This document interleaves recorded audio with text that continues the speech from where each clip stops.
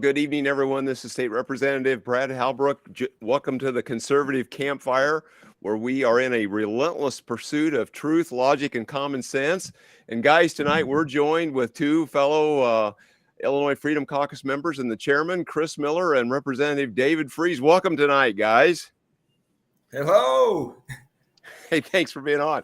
Hey, guys, we talk a lot about this is the safer, smarter alternative to kind of the regular Sunday night viewing that may be available to people.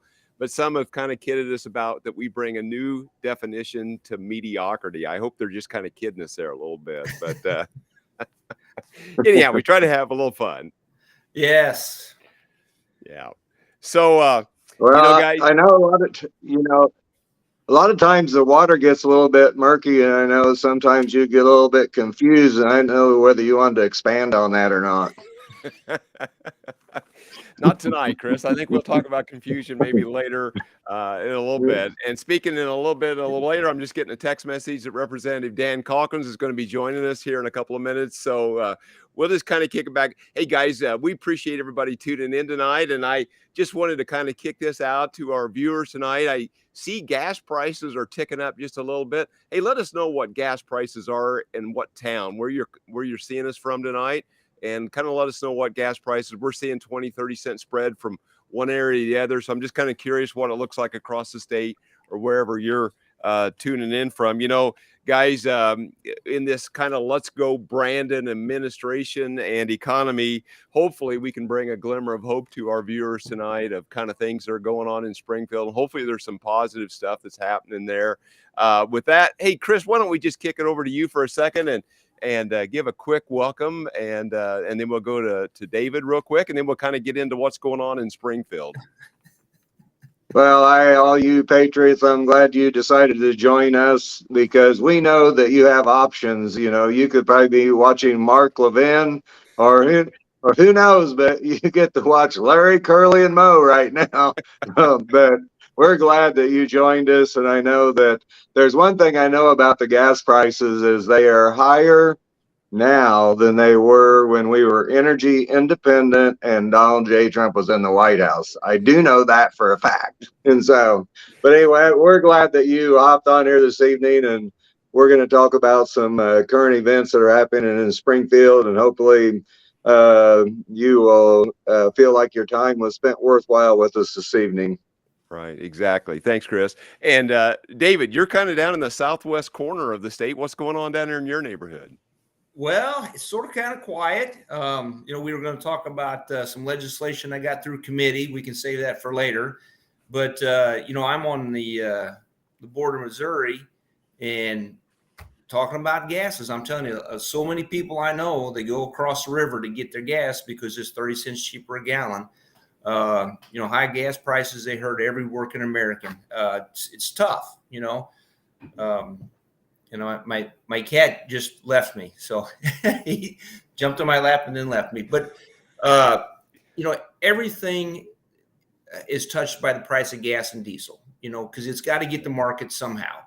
And if diesel's up, if gas is up, then everything goes up. I don't care if you're trucking stuff to Walmart or if you're in the construction business, you got a truck. So, inevitably that costs us more money all the way around. And I agree with Chris. We were energy independent at one point, and now we got unfortunately we got Biden in the White House, and the last thing he wants is us producing our own energy, be it drilling for oil or fracking. There we go. Hey, look who joined us. We got Dan. Hey, Dan, are you live and in person there? I am live and in person. I forgot to do the Chrome thing. Okay. Not a problem. Not a problem. Let me get squared away here. Give me just a second. All right. I got a little flustered there. Well, technology is great, right? When it works, and there's certain little tricks and tidbits that we have to do to make this thing kind of come off right. And so we're seeing some folks weigh in there on gas prices. Look like it's $3.49, $3.50 around the state. Actually, I had somebody there from North Carolina, $3.09, 40 cents. Mr. Scroggins says $3.09 in Raleigh, North Carolina.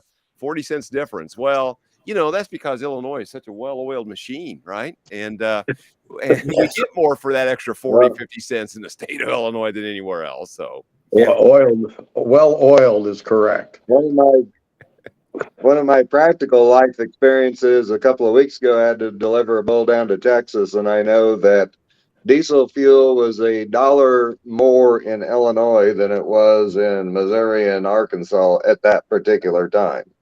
Wow. It's crazy. It's crazy. Dan, we were just kind of going around and doing a welcome real quick. And so, Dan, your timing was excellent. What's going on in your neighborhood? And welcome to the event tonight. Oh, thanks. Great to be with everybody. A little Sunday night porch discussion. Well, as you know, Brad, we had a precinct committeeman, Macon County precinct committeeman meeting today down in Macon. And people are starting to try to do some stuff here for the municipal election, but we're already looking forward to 2024, talking about candidates and, how we're going to try to get Macon County mobilized to get behind our candidates next year. So that was kind of a big deal. Yeah. Other than that, it just another day in paradise. Yeah, exactly. Well, guys, we've been in Springfield all week, except for yesterday. There was a short, less than 10 minutes in and out yesterday morning, but it was pretty hectic all week as it was committee deadline week to get bills through the committees. And we had some long different committees. And, the sad shape that Illinois is in, they're basically technically bankrupt. They just haven't admitted it yet. Hey, and all you guys as committees, did we see anything about income tax reform? Did you guys see anything about income tax reform? No. Well, I know that not only no tax reform at all, not a single discussion on how to save a dime. Property tax reform? No. I missed that too. How about David? You just weren't paying attention, David. That's I'm sure that's what it was. There had to be some regulatory reform. There had to be some regulatory reform somewhere, wasn't there? If there was, we increased regulations. Yes, and made business the business climate much more hostile in Illinois. And I'm the spokesman for the Economic Opportunity Committee, and I swear these people have no clue on what that even means, because all they wanted to do was tax more, regulate more, and make life miserable for anybody that owned a business. It's just incredible to me. You just scratch your head. I'm convinced that one of the requirements to have this position is you should either have to shift work someplace in a factory or own your own business, because so many people, a complete disconnect on what actually goes on in the world. They've got no clue. No, you're right. I mean, that's absolutely right, David. It's they've never, they don't have a clue as to what it takes and the roadblocks that they put in front of people doing business. I mean, and I don't think they even acknowledge the evidence of it, which is declining population, massive declines in population, and less income. Although right now we're sitting on some really decent income streams because of the COVID money that's been floating around, which I think is going to be a real problem come fall. But yeah, I agree that you ought to have some kind of a real life experience. I don't care if it's building fences or mucking stalls or working in a coal mine. I mean, you ought to have some real world experience before you come Springfield. Yeah, from their perspective, everything revolves around government, and government's the answer to everything. And it's unfortunate because typically government is not the right answer. I kind of have a philosophy about that. In order to survive in these major cities like Chicago or LA or New York, you only have one savior, and that's the government. And these people have come to rely on government for everything in their life. I mean, absolutely everything. Picking up garbage, cleaning the streets, shoveling the snow, police and fire, every aspect of their life and their family's life is all dependent on government. That's why the Democrats have been so successful in Chicago, is the patronage jobs. And they've got all, park districts, streets and sanitation, fire, police. It doesn't matter. You got to know somebody. I mean, the old, we laugh about it, but, I don't talk to nobody that nobody sent. And I think these people, our Democrat colleagues, that's all they've known is government, everything they've ever done. And the only way they got elected was they had to know somebody, and they had to be in that machine. And they bring that to Chicago, that Chicago political mindset. And they think that that's how all the rest of us have lived. Whereas, we just want to be left alone. Leave us alone. We'll take care of stuff. Yeah. But I don't know. Until maybe Chicago implodes, it's going to be a difficult time. Right. Yeah, no doubt about it. Well, that's a concept that they really struggle with, is because almost everybody that I talk to, they say, we don't want anything from you guys. We just want you to leave us alone, please. Yeah. And they just don't seem to be, that's not in their DNA. No, I mean, that's what runs their life. They think government's the answer. And for them, it is. That's the only way they survive in these big cities. Yeah. Well, you guys, as we were out doing these town halls this spring or earlier this spring, late this winter, we were talking, the most dangerous words in the English language. I think President Reagan spoke, we're here from the government and we're here to help. And yeah, I don't know. Are we getting too much government for our money? Or are we not getting enough government for our money? I mean, the cost of living in Illinois is pretty high. I'm not really sure what the right phraseology should be there. But, I think I agree with you guys. We just get the government out of our life and leave us alone to take care of business, and we'll do just fine. Well, Reagan had a pretty good working definition of government. They said if it moves, they tax us. If it keeps moving, they regulate it, and if it stops moving, they subsidize it. And so that's kind of you can still see that played out in real time if you're paying attention. Yeah. Right. Well, that's just where we are in Illinois. And I have kind of a little saying that in Illinois, if you gave someone a headache, they'd never give it back.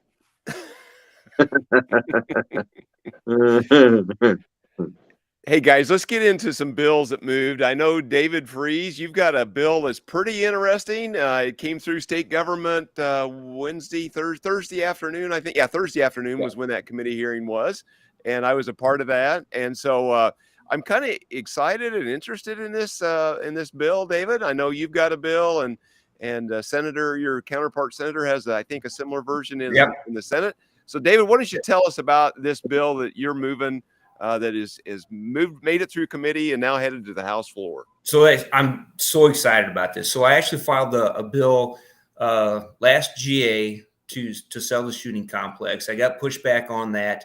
And this session, this General Assembly, I was approached by actually DNR, and they are in agreement to solicit bids to sell the shooting complex. They're outside of Sparta. So excited about this because although that facility generates, when they hold the what's called the Grand, it's a big shoot out there, 10 days, 14 days. That generates anywhere from $20 to $30 million for the local economy, just that one shoot. Unfortunately, though, because of all the regulations, everything that goes on with the government, we're of the opinion that facility is not being fully utilized to its full potential. Mm-hmm. And if a private entity would own it, purchase it, own it, and run it like a business, like we think it should be, I think it has the potential to just, quadruple the economic impact for that area. Really do. So really excited about it. Yeah, that came through committee, and I hope to see that on the House floor soon, and we'll get some support from the other side and get that done. Yeah, I've heard nothing but good news. Talking to DNR, talking to the local elected officials, they're excited about it. They really are. Yeah.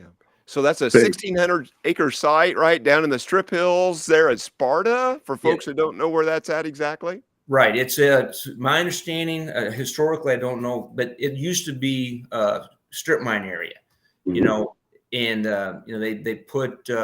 they got a big building there. They've got the shooting traps and all that good stuff out there. But yeah, and I wish I had my sheet in front of me, the info sheet. I mean, they got 1,600 acres total. They've got camping sites. They've got lakes. It really is a one of a kind facility. I don't trap shoot, but I talk to, and I know people that do. They absolutely love that facility. Last year, 1 year during COVID, they weren't able to hold the shoot out there. They had to go to Missouri, and everybody that went there was disappointed because the facility in Missouri is not nearly as nice as the shooting complex outside of Sparta. Who runs the shoot? I'm certainly not the state of Illinois. No, that's the ATA, the Amateur Trap Shooting Association. Okay. And they do a phenomenal job. And we've actually reached out to them even before we went public with this. Because obviously we want the shoot to continue. The ATA wants the shoot to continue. DNR has represented that they want to keep it going as well. There's some things going on. The shooting complex is exempt from some rules and regulations during the Grand. And everybody is on board to keep all of those exemptions in place, so the ATA can still run that shoot out there. So everybody's, as long as we, keep our ducks in a row, everybody's really excited about that. What do you think that place is worth? I mean, what will the state of Illinois recoup? That's a great question. They spent a couple $1 million out there just to purchase it, and that was just to purchase the land. Now, I don't know what the building cost itself, and then all the improvements out there. But it's worth a pretty penny. I don't know that it's been appraised as per se, but I don't know. If you sell a piece of property, you get an appraisal on it. Your appraiser is going to give you what we call comp sales. In the area, there are no comp sales on a facility like that. Right. Yeah. Isn't there like 1,000 campsites out there? Is that what they were saying? That sounds right. Yeah, it's a big place. It is massive. Yeah. Yeah. If you've never been there, I've drove through it a couple of times, I guess. I've had a meeting down there way back and drove through it just a couple of years ago. It's quite the interesting facility. It's worth the drive just to see the massiveness of this thing. So yeah. And they've got a banquet room out there that you can rent for wedding receptions and stuff. They've had a restaurant out there, but they've had some issues with the last tenant, and I don't know that there's an active restaurant going on right now. So hopefully when all of this comes to fruition, that restaurant, somebody will go in there and make it a really nice place again. Because years ago, that was a place to go. It was great food. Right. Well, good deal. I'm really glad that's moving, and I'm excited about it. I think you're right, and we probably see this on some state-owned facilities in our respective areas and others that they're just not utilized to their fullest extent. And Dan and Chris, you guys probably agree. Probably the procurement rules is probably the biggest burden to be able to get entertainment into different facilities or whatever the case might be. Just red tape, I guess, would be maybe the better, easier term. The red tape to make this happen is what's making it very difficult. Yeah, Chris, what could go wrong with shotguns and weddings? I mean, come on. Prior planning prevents poor performance.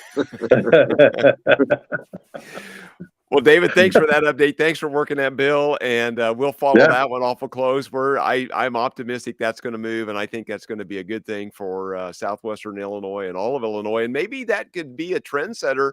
I know that the mayor of DuQuoin has wanted to do something more with the SI Center there, and the fairgrounds is being underutilized. I think there's just a lot of these facilities across the state that could be better utilized or more fully utilized under a different management or different ownership system. Yeah. Lincoln Developmental Center has been empty for a long time.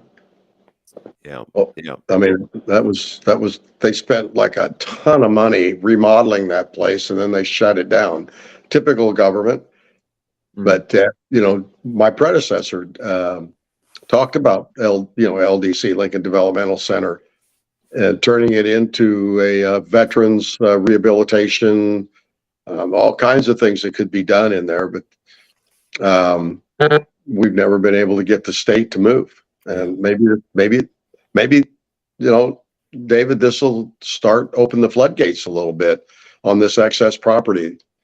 We could return it to the public sector or the private sector. Right. Get it back on the tax rolls and start employing people. That's a great idea. Good for you. Yeah, excellent. Dan, you've got a bill that's kind of exciting on social media. What's happening with your social media bill? Now, I want to be careful. I don't want us to get cut off here tonight. You think the tech overloads might kind of be tuning in? And I don't know. Now, this is a bill that I came up with out of pure frustration and talking to other folks, and many of us have had the same issues with social media companies, that if something goes wrong with your account, it gets hijacked, you lose your password. I've even had folks talk to me about when they had a family member pass away. You can't get in touch with anyone for tech support. There is no human being available at any time. And it was really frustrating to me, because here we are, members of the General Assembly, who use our social media platforms to communicate with our constituents. And the problems that I had, I'm thinking, think about the poor average citizen who has something go wrong with one of their social media accounts and has no way to get it fixed. I mean, no way. So I came up with this bill. We drafted it over the summer and kind of played with it and then introduced it. It got some attention, and then we had to revise it. We had some opposition from the utilities weren't happy with it, and some other folks, but we massaged the bill and essentially says that if you are a multi-billion-dollar media corporation, and there's a language and definition, you must offer a live customer service to anyone in Illinois, to any of your Illinois customers. And we've got a couple little things we put in there, that you had to respond to a request for help within, I think, 24 hours during normal business hours. And I put something in there, you had to resolve the issue within 48 hours of making contact. It created some heartburn. We're going to go back and look at that and talk to some of the players and see if we can't massage that. But if this works and we can get this through and signed into law, and we'll see, this will set a trend. This will set a trend for the whole country, because once Illinois requires these social media companies to offer live customer support in Illinois, it'll spread all over the country. And so that's kind of the gist of it. We presented it in committee, and I talked about your credit card. You have a problem on your credit card. It doesn't work, or, you get a charge on it you don't understand. There's a number on the back of the credit card. And these companies, credit card companies, are international. You can be anywhere in the world. If you can get to a phone, you can call your credit card company and fix the problem. You can go to Target and buy a toaster for $40 and it doesn't work. There's a number to call and get it fixed. You have a problem on social media platform, there's no one, and they can't call you. There's no one for you to call, and there's no way for them to call you. At least that was my experience for almost 6 weeks. So we'll see. I'm hopeful. hopeful that we can get this worked out, and we'll get it back in committee and get it passed. It was no opposition, and it went out on unopposed in committee. And I promised to bring it back with a couple of tweaks, and hopefully we'll get it on the House floor and get it through, and then get it to the Senate. It will be interesting to see if the governor will sign this bill. I'm not sure that social media companies are going to be happy, but hey, it's absolutely, I think, past time to offer the consumer this kind of help. Right. Exactly. Well, Dan, thanks for doing that. And hopefully it will accelerate the discussion about customer service. We would hope that business would take this initiative on their own.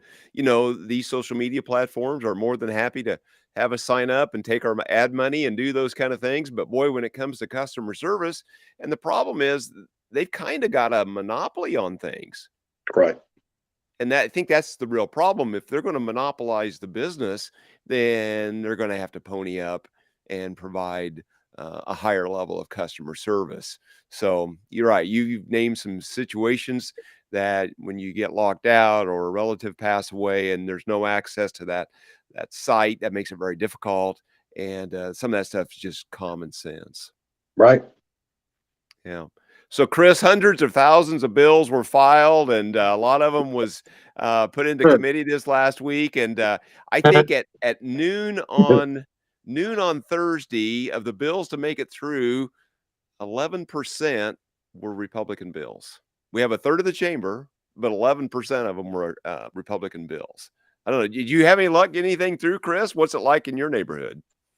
Well, it's shocking that they would have that kind of bias on public display, that they would shut us out of these conversations. But now they didn't really seem to like any of my bills that had to do with reform and benefiting taxpayers and different things like that. I know that, or anything to do with election integrity.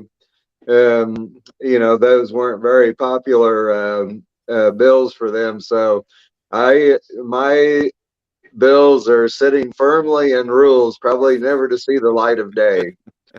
and I really thought that they were really good ideas too, and well, I thought your labeling idea for beef is particularly solid. I mean, who would be against something like that? Most people want to know where their products come from. If you buy a shirt, it tells you where it came from. If you buy fruit, where almost anything that you buy that's a perishable item, you can find out on the label where it came from. But when it comes to beef, you don't have any idea where it came from. And I know that we import around 5 billion pounds of beef to compete against the ranchers and cattlemen here in the USA. It's just an America last policy, because I don't know about you, but if I've got a choice to buy meat from a foreign country or to buy something that was actually born, bred, and raised here in the USA, I'm going to pick the USA every time. And I think that typically the consumer will do exactly the same thing. But I mean, part of the problem is the deception that goes on, because they bring in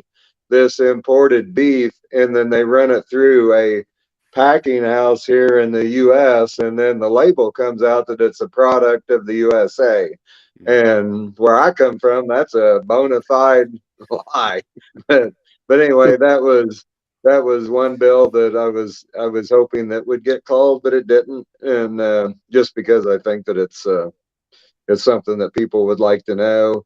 Another thing that the university students have been flipping elections. I know not so much here in Coles County, but in Champaign County.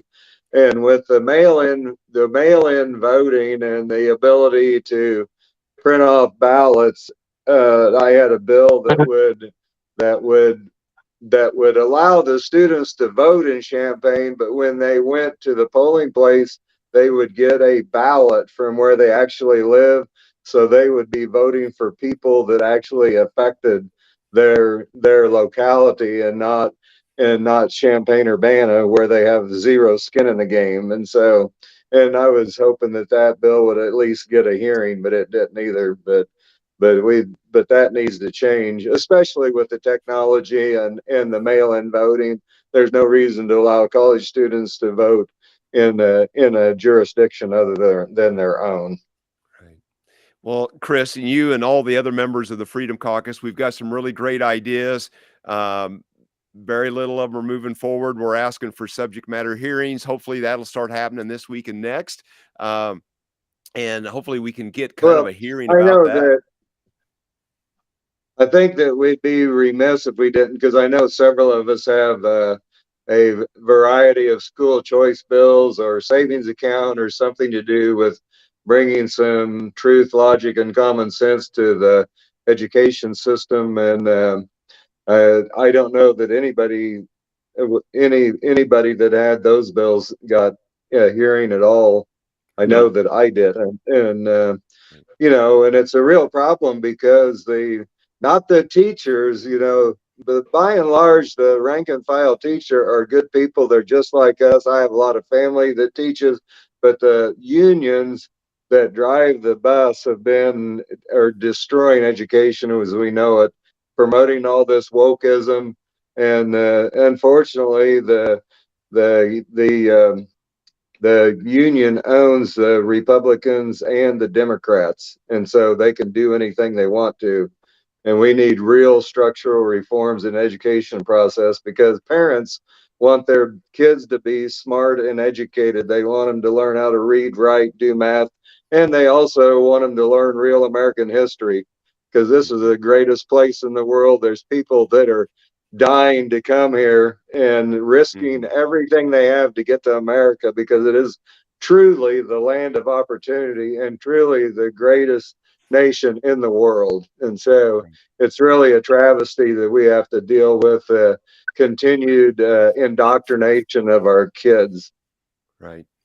Yeah. We heard a bill the other morning in committee, Representative Anastasia Murray, and it was a book ban bill, and it would basically ban the banning of certain books, and it would give a lot of strength to the librarian, and it would put in place that the school board that has the authority to say what books come in or out would be able to accept policy that would strengthen the librarian's authority to do that. And then they would tie some state funding dollars to that bill or to that policy, to where if the school board would ban certain books, then the money would be banned from flowing into the school district. Just a bizarre thing. And the book that was mentioned up in DuPage County was of pornographic nature. I'm not even going to mention the title, but if that was well, it's just pornographic. That's all there is to it. And one of the school boards up there banned it. And they're being called out in the General Assembly for that. And I think that's just wrong. I think the school board has the authority to do that. If it's pornographic, that's no place at any level in any K-12 education facility. So, yeah. But we'll have more to do on that. And then, too, guys, I hope Tuesday night we're going to kind of run through kind of the Illinois Freedom Caucus legislative agenda. We've got a lot of bills. And so we want to start, probably be 2 parts. We'll probably split that up and do it in 2 parts. But hopefully Tuesday night we'll talk about that. And then, you know, one other thing, guys, if you want to touch on real quick, is a bill that's going to have, well, I think there's 3 bills, but it's called ranked choice voting. It gets a hearing Tuesday afternoon. Are you guys hearing anything about ranked choice voting, or does anybody want to speak about what that is for our folks out there watching tonight? No, I believe we touched on this a little bit last time, and I haven't heard much about it. Honestly, I'm curious to see what the proponents offer. I know I've talked to people who've been involved in where ranked choice voting takes place now, and they're not a fan of it. Right. Well, and I think too, and this is what I'm reading. I've got a copy of the Illinois annotated Constitution, and it basically, I would believe, and I agree with a lot of folks, that you would have to change the way the Illinois Constitution is written to put ranked choice voting in. I think there's one line here that if I did not highlight it, but it talks about the person that receives the highest numbers of votes will be the elected person, right? That's Article 5. You can look it up for yourself. Article 5, Section 5, it talks about how the elections, who is the winner in elections. And so this would, well, I don't know that any of the legislation is calling for a change in the Constitution, but it would be a conflict of the Constitution. So, which we seem to have a lot of that going on in the General Assembly the last couple of years. Lots of bad bills passing that are in direct conflict with the Constitution. So, yeah. All right. Anything else, guys? Maybe we need to kind of wrap it up and tune off for the evening. Any last thoughts from anyone? We're good. No, enjoy being on again and enjoy everybody tuning in. Excellent. All right. Dan? It's great. Looking forward to this week, trying to get a few things done. It'll be interesting. Remind people again, iGold is coming up, March 29th? Is that the date for iGold? I think it's right at the end of the month, yes. Yeah. So if you're a fan of the Second Amendment and you appreciate your constitutional rights, we're under attack here in Illinois, and not just in the Second Amendment.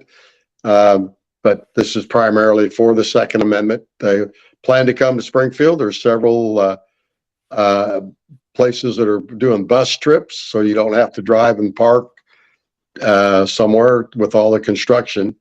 So hopefully everybody will pay attention to coming down for iGold. Right.